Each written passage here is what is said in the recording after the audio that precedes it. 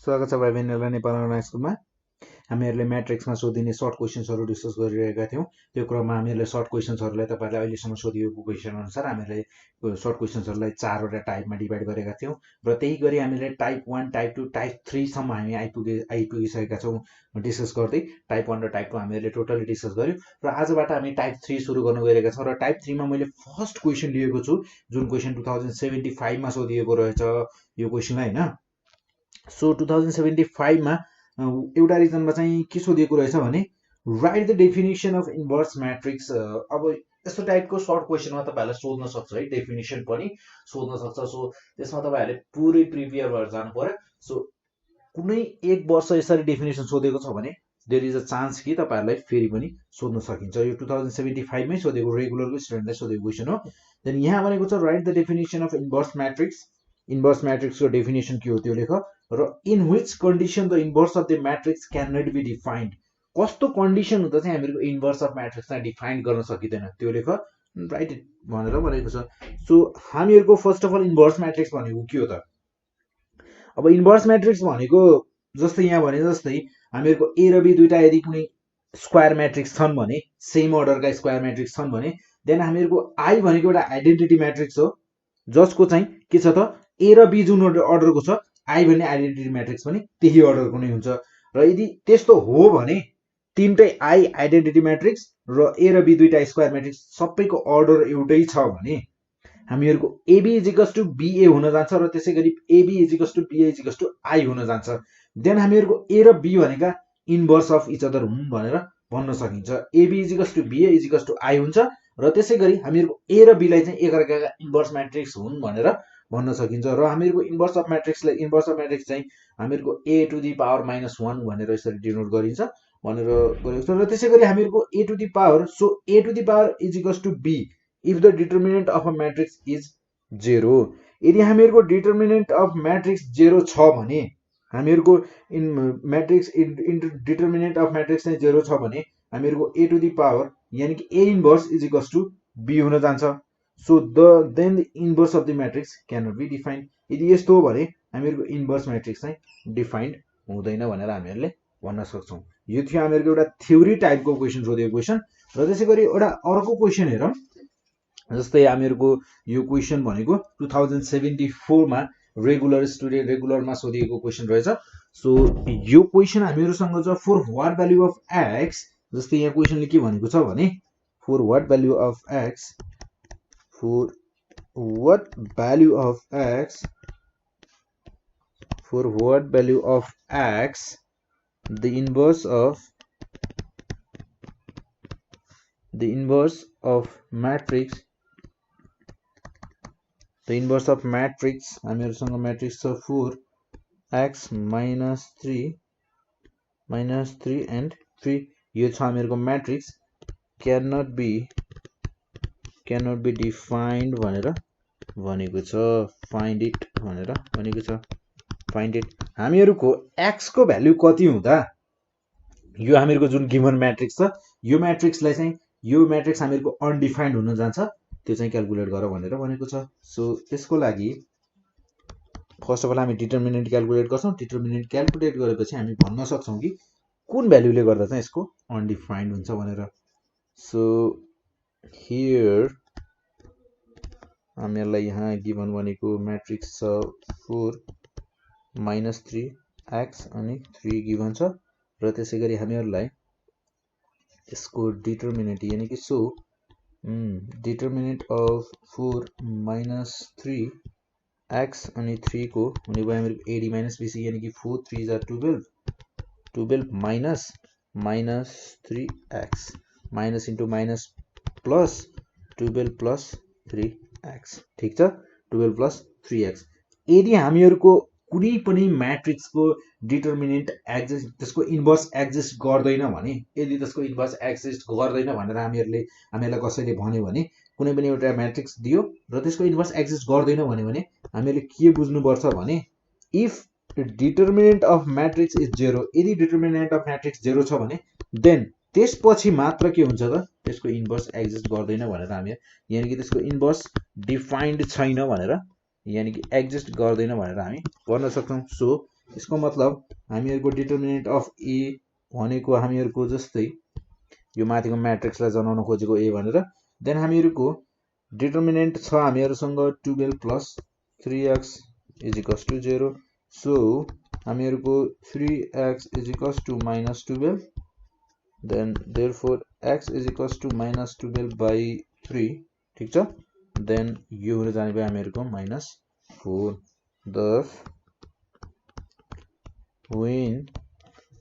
x is equals to minus 4 the inverse of given matrix is not defined. The inverse of given matrix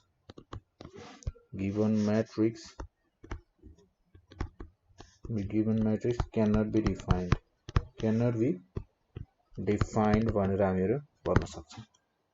यदि हामीहरुको value x को value -4 रहेछ भने हामीहरुको जुन given matrix थियो त्यो म्याट्रिक्समा यदि x को भ्यालु 4 भयो भने हामीहरुको त्यो म्याट्रिक्सको चाहिँ इन्भर्स एक्जिस्ट गर्दैन भनेर हामीहरुले भन्न सक्छौं। देन त्यसैगरी एउटा अर्को क्वेशन हेरौं यो थियो हामीहरुको 2074 को रेगुलरमा सोधेको क्वेशन र त्यसैगरी एउटा अर्को क्वेशन हेरौं हामीहरुको 2074 मा नै सोधेको क्वेशन छ र रेगुलरमै सोधेको क्वेशन छ र त्यसैगरी क्वेशन छ हामीहरुसँग क्वेशन जस्तै क्वेशनले के भनेको छ भने इफ म्याट्रिक्स ए हामीहरुलाई म्याट्रिक्स ए गिभन छ if matrix A is equals to हामीहरुलाई म्याट्रिक्स ए गिभन छ 2 3 -3 -5 यो थियो हामीहरुको given matrix then find A inverse भनेको छ हामीहरुलाई ए इन्भर्स क्याल्कुलेट गर भनेर भनेको छ सो यो चाहिँ सर्ट क्वेशनमा सोधेको क्वेशन हो है फेरि सर्ट क्वेशनमा पनि ए म्याट्रिक्स दिएर हामीहरुलाई यसको इन्भर्स क्याल्कुलेट गर भनेर पनि भनेको रहेछ सो त्यो पनि सोध्न सक्छ सर्ट क्वेशन हो देन अब यहाँ हेरौं हामी फर्स्ट अफ अल हामीलाई गिवन के छ त्यो लेखौं हामीलाई अब यहाँ गिवन भनेको म्याट्रिक्स मात्र छ so here given matrix is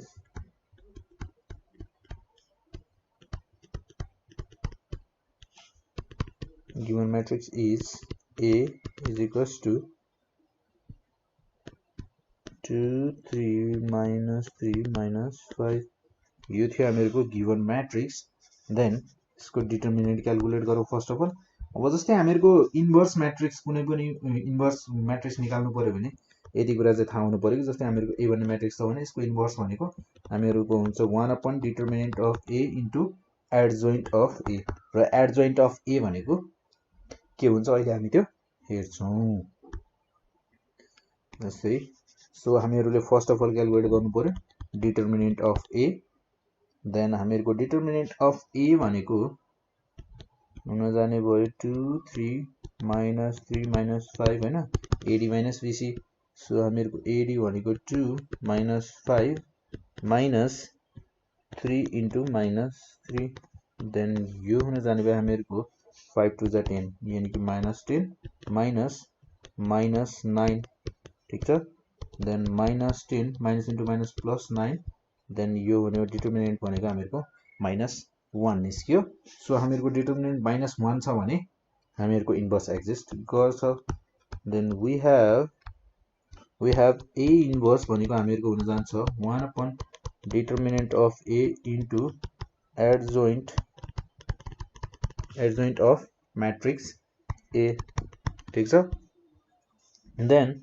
हामीहरुको 1 determinant of भनेको त -1 भइहाल्यो र एडजोइन्ट भनेको हामीहरुको गिवन म्याट्रिक्सको लागि हुन जान्छ -5 -3 अनि 3 2 हुन जान्छ अब हेरौं है हामीहरुको म्याट्रिक्समा हामीहरुको जुन गिवन म्याट्रिक्स के थियो त 2 3 -3 -5 थियो हामीहरुको एडजोइन्ट अफ ए भनेको के हुन्छ भने हामीहरुको जस्तै गिवन म्याट्रिक्स एउटा ए छ र यो ए मा ए बी सी डी चारवटा के छन् त एलिमेन्ट्सहरु छन् र एडजोइन्ट अफ ए हुन जान्छ हामीहरुको डी ए डी को ठाउँमा ए को ठाउँमा डी र त्यसैगरी -b -c -b र c को चाहिँ साइन चेन्ज गर्ने तर ए र डी लाई चाहिँ सफल गर्ने यानी कि एक्सचेन्ज गर्ने भ्यालुहरुलाई एक्सचेन्ज गरिदिने र त्यो भनेको हामीहरुको हुन जान्छ एडजोइन्ट अफ ए सिम्पल छ हैन then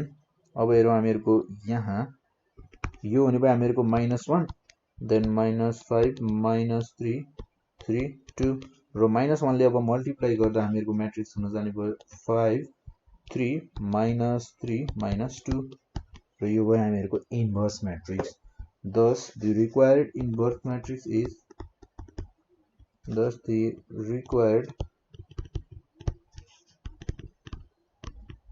inverse matrix is A inverse is equals to 5 3 -3 -2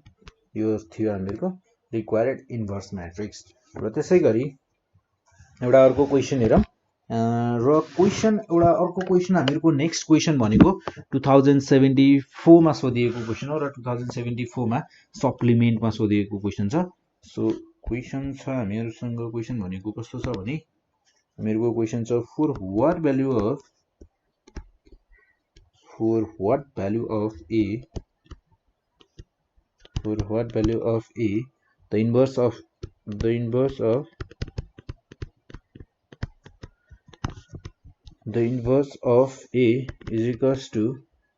43 a 3 is not defined भन्छ is not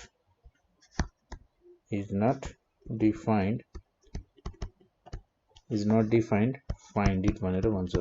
a को भ्यालु कति हुँदा हामीहरुको यसको इन्भर्स यो a भन्ने म्याट्रिक्स को जुन गिवन म्याट्रिक्स हामीहरुसँग a म्याट्रिक्स यसको इन्भर्स चाहिँ कतिखेर एक्जिस्ट गर्दैन त्यो निकालो भनेर भनेको छ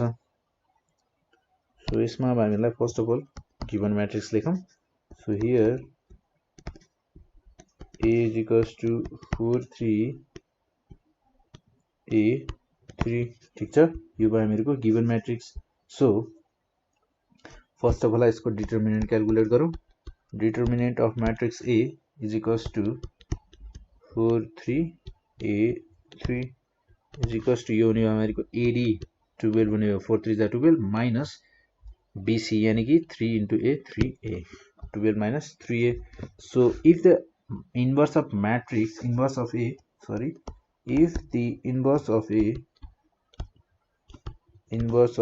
is not defined then त्यतिखेर हामीहरुले के बुझ्नु पर्छ भने then determinant of A is equals to 0 भन्ने कुरा बुझ्नु पर्छ so हामीहरुको 12 minus 3A is equals to 0 हुने भयो so then 3A is equals to 12 और A भनेको हामीहरुको हुने भयो 12 minus 3 र हामीहरुको A को भ्यालु भनेको त 4 को हुने रहेछ thus the required value of A is 4 thus the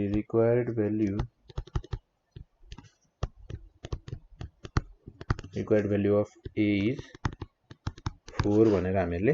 भन्न सक्छौं